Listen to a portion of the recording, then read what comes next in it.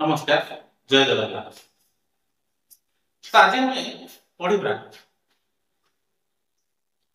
प्राचीन भारत रे प्राचीन भारतीय राजनीतिक इतिहास रे जो 16 गोटी महाजनपद थिला ता विषय महाजनपद रो अर्थ अलग अर्थ कौन समस्त जानि नथिबे हुए तो महाजनपद रो अर्थ कौन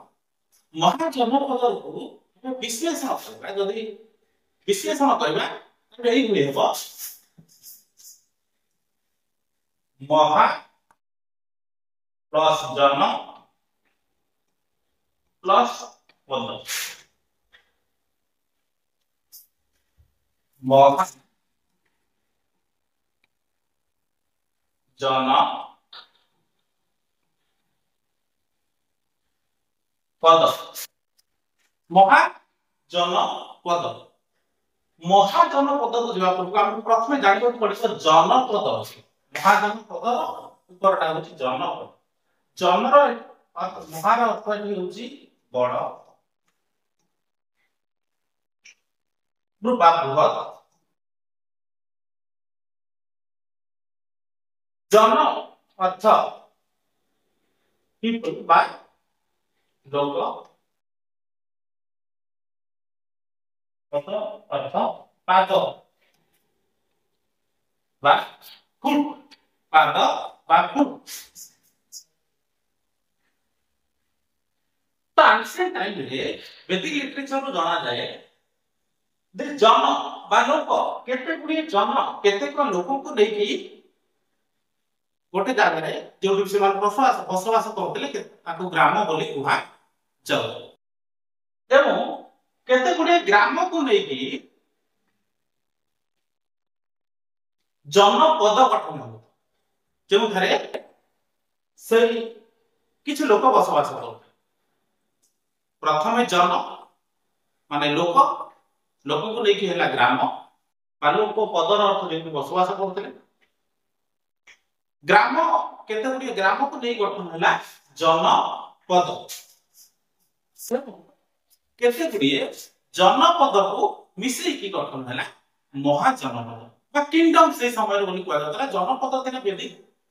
पीरियड रे गोटे गोटे किंगडम गोटे गोटे रिपब्लिक थिला जनपद एवं जेतरे 6th शताब्दी ख्रीष्टपूर्व 6th शताब्दी समय को आमे पळे आसीबा सेते गुडको से जनपद रो कांसेप्ट धीरे धीरे बड़ा आकार रे होई बा तार अंचल बा टेरिटोरियल एक्सपेंशन घटी तो गुडका सब महाजनपद रे परिणत हेथि ताकर साम्राज्य रो संप्रसारण घटी महाजनपद रे परिणत होइथि जनपद गुडीको महाजनपद होइथि तो सेही गुडी 6th शताब्दी रे ख्रीष्टपूर्व 6th शताब्दी 16 टी महाजनपद हमको देखिबा को मिली तो सेही 16 टी महाजनपद रो नाम कोन आमे आज जानिबा एवं किबनी भाबरे ताको मन रखि परिबा 16 टी जाको महाजनपद रो से विषय मध्ये जानिबा प्रथम आमे जानिबा सेही 16 टी महाजनपद रो नाम कोन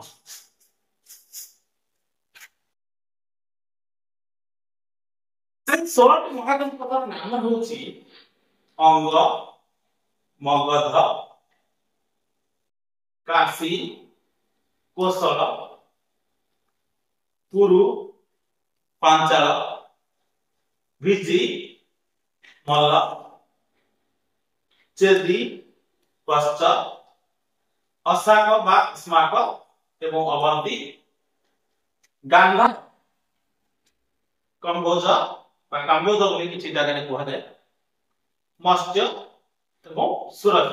एई 16 टी हेउछि ख्रीष्टपूर्व 6th शताब्दी रो उत्तर भारत रो राजनीतिक क्षेत्र रे बा भारत वर्ष राजनीतिक क्षेत्र रे मुख्य भूमिका ग्रहण करथिबा 16 टी महाजनपद ए 16 टी महाजनपद को किभଳି हमें सहज रे मने रखिबा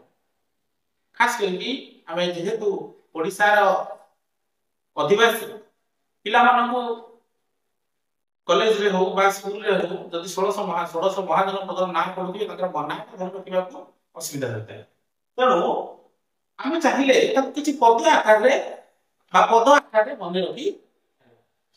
तो सेही 16टी महाजनपदर ना को मु एक